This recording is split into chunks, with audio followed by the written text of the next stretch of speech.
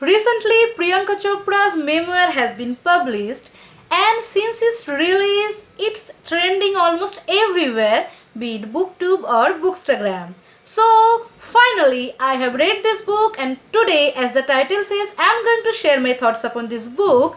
But before moving forward, if you are new to my channel, welcome to Book Island. I'm Juhi. I make book related content here. Please subscribe to stay connected and hit the notification bell so that whenever I post a new video, it knocks your phone. Now let's start today's video.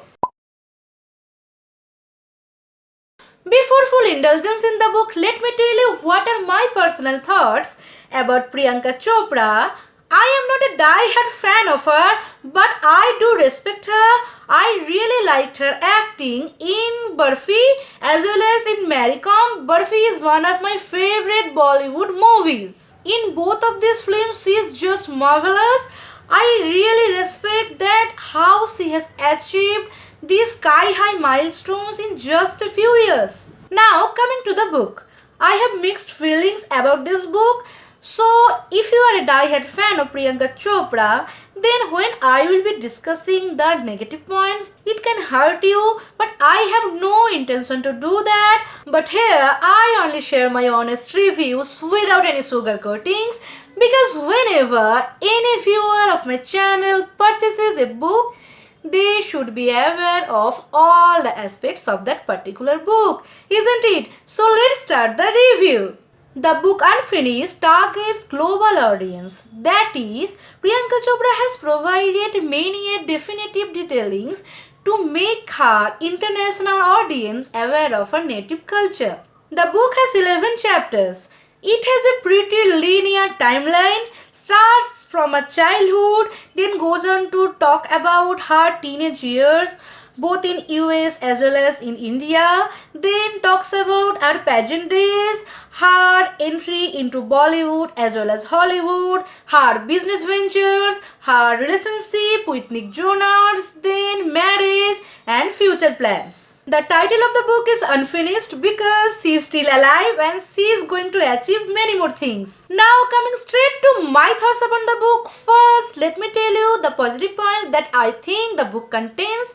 Let's concentrate on the brighter side first. 3 things that I really liked about the book. First, the message that if your family stands by you, supports you throughout your journey of life, then everything gets easier. The way she describes her family, her parents in the book, then anybody would be jealous of her parents. They are so supportive. On this regard, she is extremely lucky. The pages that talks about her relationship with her father and his death can leave one teary-eyed. Number 2. Self-acceptance and self-analysis. I really like that Priyanka has included these 2 topics.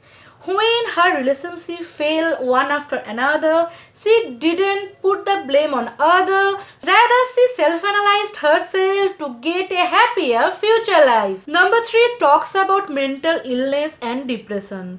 Though she confirms that she wasn't diagnosed with clinical depression, but she felt some symptoms that were maybe indicator of it. Now here ends the list of positive traits and the list of negative traits starts. At the beginning of the book, Priyanka tells she comes of a middle class traditional Indian family. On this regards, I would like to say that she only lacks the knowledge of what belonging to a middle class Indian family means. She attends posh high schools without any scholarships. She gets top-notch education. She travels between India and US with his family, where most of his family members are in United States, and she attends parties with her father and mother who are elite doctors in elite clubs.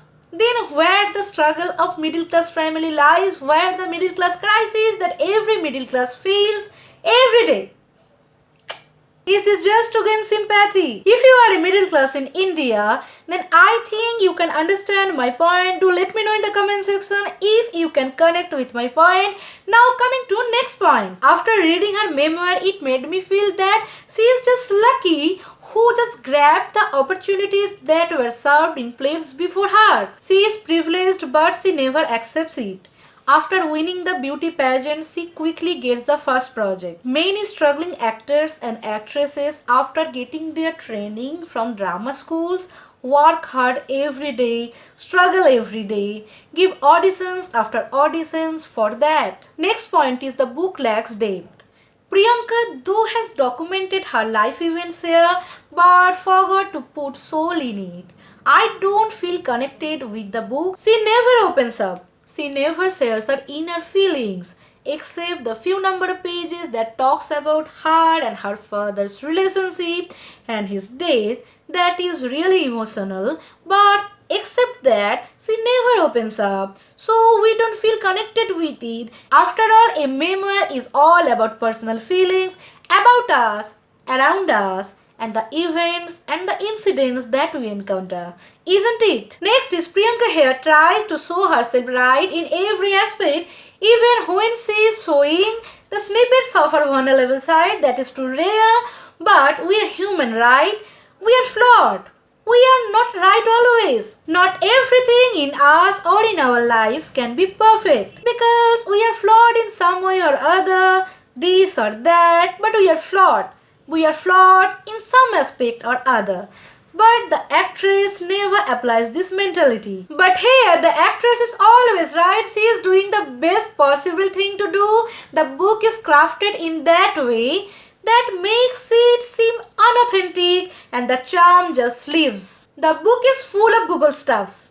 If you are a frequent follower of media, read articles and magazines, watch interviews of the actress, then the book offers nothing new to you, no new information. Though Priyanka Chopra here sometimes details where the detailing is at all not required, so the book sometimes reads like a award acceptance speech where celebs thank people like I would like to thank this woman, I would like to thank this man, and with proper names and designations, and the whole thing turns so boring. The book only provides surface level informations, never goes deeper into it. So the connection between the reader and the book is never established, so the book turns boring and boring and boring. I have watched many of Priyanka Chopra's interviews and was impressed by her communication skills, and I expected her book to be having a really elegant flowy language, but I didn't at all enjoy the language of the book. Sometimes she uses dashes between sentences to ruin the entire mood. I have read authors who uses dashes craftfully in between sentences to provide beautiful passages, but that requires mastery, and to imitate them, she just ruins it. The flow of the text disrupts several times in her piece. Now some people would say she is not a professional author. She tried her best. Clap for that. But I have purchased the book to enjoy, and as a reader I am gonna judge her as an author as she has taken the responsibility to write it. Now rating time. I would like to rate this book 2.5 out of 5. Goodreads rating for this book is 3.8 out of 5. So these are my thoughts upon this book. I have already said you guys I have mixed feelings about this book. That's all for today. If you have enjoyed this video, please like, share and subscribe to stay connected. Also comment down below your thoughts upon this video. I shall be meeting you with another bookish video. Till then, bye bye.